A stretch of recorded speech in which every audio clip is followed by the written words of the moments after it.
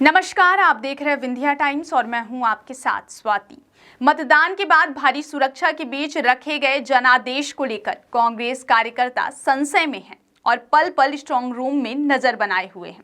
आज दोपहर जिले के इंजीनियरिंग कॉलेज में बनाए गए स्ट्रांग रूम में उस वक्त गहमा गहमी का माहौल बन गया जब स्ट्रांग रूम में लगाए गए कैमरे अचानक बंद हो गए, जिसकी जानकारी मिलते ही परिसर में मौजूद कांग्रेस कार्यकर्ता ने पार्टी के वरिष्ठ नेताओं को मामले से अवगत कराया। सूचना मिलते ही कांग्रेस के नेता मौके पर पहुंचे और हंगामा करने लगे, जिसकी जानकारी मिलते ही इंजीनियरिंग कॉलेज पहुंचे उप जिला निर्वाचन अधिकारी द्वारा दी गई समझाइश के बाद मामले का पटाक्षेप हो गया। वहीं इस पूरे मामले को लेकर कांग्रेस नेताओं ने संदेह भी जाहिर किया है। अभी दो दिन पहले भी 39 मिनट कैमरा बंद किया गया था। फिर हमारे जो साथी लोग थे वहाँ पर बताया गया कि भाई यहाँ पर टीवी बंद है और जो है तो अंदर का कुछ दिखाई नहीं दे रहा। फिर यहाँ पर जब पूछा गया कैमरा कैमरा क्यों बंद है, तो फिर बताया गया कि यहाँ पर जो है तो टेक्निकल प्रॉब्लम है, जो है तो अपडेट हो रहा है। अब अपडेट की वजह से जो है तो ऐसा हो रहा है टेक्निकल प्रॉब्लम। तो फिर उसके बाद जो है तो फिर 1 घंटे बाद चालू किया गया। फिर आज सुबह जो है तो फिर से बंद किया गया। अब वो प्रिंसिपल साहब आए थे पूरे स्टाफ के साथ में, बोले हमारा काम है, और काम को वहाँ पर कुछ बैठे थे। बैठने के बाद फिर कलेक्टर साहब भी आई थी, और कलेक्टर साहब आने के जैसे ही निकले उसके बाद जो है तो प्रिंसिपल ने बटन बंद कर दिए और बोले, जब यहाँ पे पूछा गया कि तो भाई ये कैमरा क्यों बंद हो गया, तो फिर प्रिंसिपल साहब ने कहा कि भाई वो गलती से बटन बंद हो गया है। फिर जब हमारे लोग थे तो वहाँ पर जब ऑब्जेक्शन लिए तो फिर बोले कि गलती से बंद हो गया, इसके लिए हम सॉरी माफ़ी मांगे। उन्होंने माफ़ी मांग के तुरंत चले गए। स्ट्रांग रूम तो लॉक होगा ना? नहीं, स्ट्रांग रूम तो लॉक है, लेकिन टीवी जो है पूरा कैमरा बंद हो गया था। और फिर अंदर गए, अंदर से टीवी बंद कर दिया, टीवी पूरी।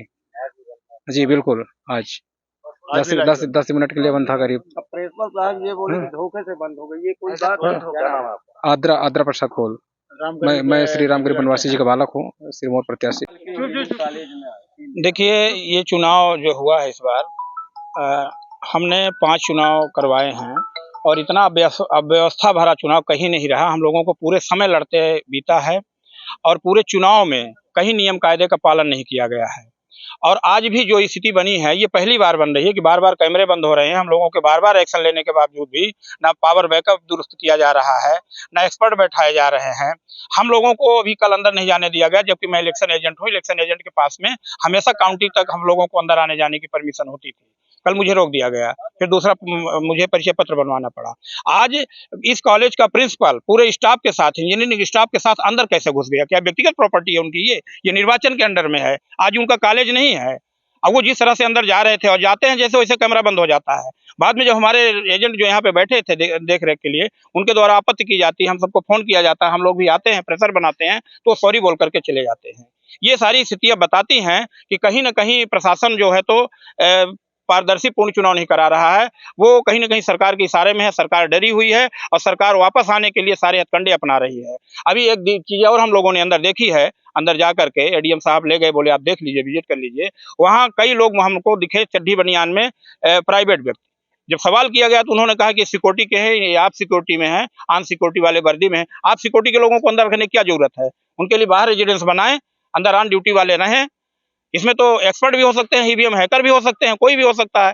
तो मतलब कुल मिलाकर के इतना अव्यवस्थित चुनाव है, ये किसी भी तरह से पारदर्शी नहीं है। आगे काउंटिंग तक क्या होगा भगवान जाने, ये हालात है। तो मैं चाहूंगा आप मीडिया के लोगों के माध्यम से कि इस बात को जोर शोर से आप लोग हम लोगों की सहायता के लिए प्रचारित करें। हाँ, 2 दिन भी पहले कैमरा बंद हुआ था तो 29 मिनट तक कैमरा बंद था। 39 मिनट तक बंद था। 39 मिनट तक कैमरा बंद था। फिर जब ये लोग हल्ला-उल्ला मचाए तो बोले कि वो टेक्निकल परेशानी है।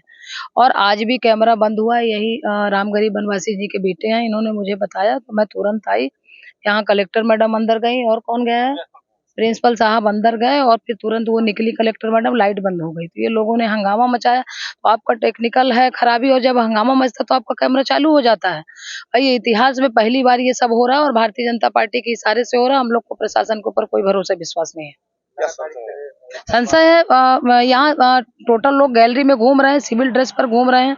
अभी हम लोगों ने पूछा तो उन लोगों ने ये कहा कि नहीं, ये सब यहाँ के कर्मचारी हैं। क्या मालूम ड्यूटी वाले हैं, सिविल ड्रेस में क्या ड्यूटी वाले रहते हैं, क्या मालूम। हो सकता है वहाँ स्पैड ही हो, ईवीएम के हैक करने वाले एक्सपर्ट लोग हों। भाई जिनकी ड्यूटी है वो ड्रेस पे रहे। बाकायदे मान लीजिए हम सब लोग प्रत्याशी हैं तो हम लोग पूछे तो ये तो पता होना चाहिए ना। कलेक्टर मैडम के पास सारी जानकारी है कि अंदर कौन है। गैलरी में भी हम लोगों ने देखा है कि सिविल ड्रेस में हाफ चड्ढा पहने और टी-शर्ट पहने घूम रहे थे, हाथ में कुछ वो लिए हैं। और वहाँ के कर्मचारियों से हम लोगों ने पूछा तो बोले कि वो कर्मचारी हैं, जो वो ड्यूटी है, ईवीएम स्ट्रांग रूम के सामने जो खड़े हुए हैं वो लोग हैं। आपकी नजर में संदिग्ध लोग हैं? हम लोगों को बार-बार लाइट बंद हुई, इतिहास में पहली बार एक बार एजी कॉलेज में लोकसभा के चुनाव में वहाँ स्ट्रांग रूम बनाया गया था।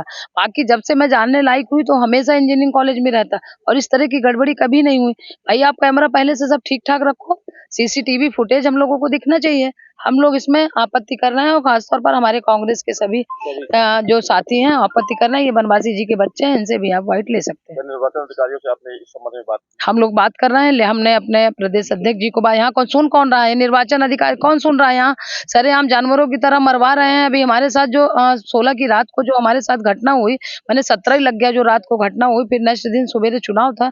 यहाँ कौन सुन रहा है? यहाँ पुलिस वाले, प्रशासन, इनके एसडीएम जो भी है ये सब सीधे-सीधे डंडा बरसवाने का काम कर रहे हैं, तो किससे हम लोग गुहार लगाने जाएँ? हमने अपने प्रदेश अध्यक्ष जी से सम्मानीय कमलनाथ जी से हमने बात की है और हम लोग उसमें उनको अभी लेटर भेज रहे हैं।